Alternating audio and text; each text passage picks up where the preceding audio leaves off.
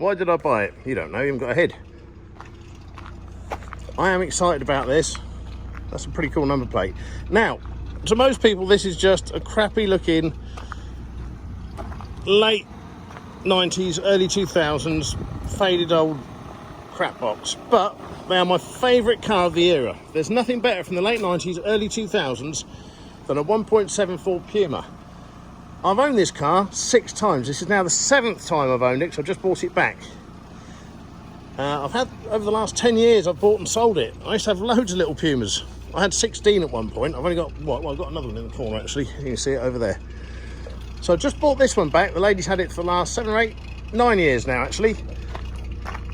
And I've just took it for a spin, and oh my God, they're fantastic. The variable valve timing on the Yamaha engine is something else. The handling is brilliant. I've raced these in various different forms. We used it for autocross, which is kind of like rallying, and it was brilliant. Fresh out of the box, you didn't have to do anything to it. Put a roll cage in it, some bucket seats, and they were just great. They're kind of everything is Fiesta, mechanically, apart from the engine, which is amazing. This has only done 111,000 miles.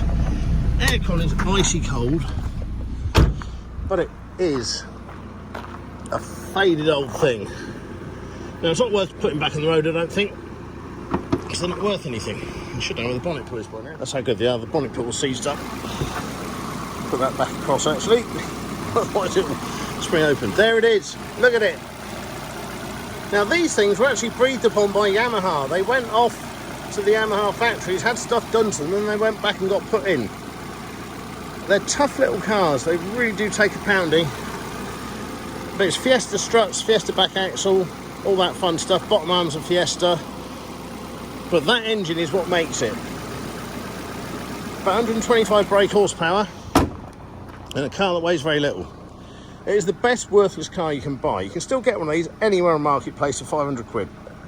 But it will need welding, so they rust out always. You start seeing the bubbly sills and the bubbly arches. You guarantee that up under here it's no good. And this one's failed the MOT on welding around the back as always.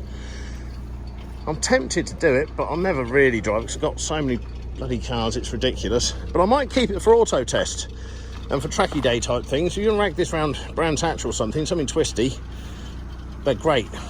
You can't break them, and they never ever really bite in the arse and throw you off the track. They're just good. So a bit of rattle can on that, I think, and put some numbers on it. Don't know what else to do with it.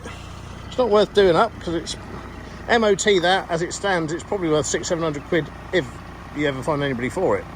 It's just not a nice one, but really good ones are 2 or 3 grand now. They are starting to go up a bit.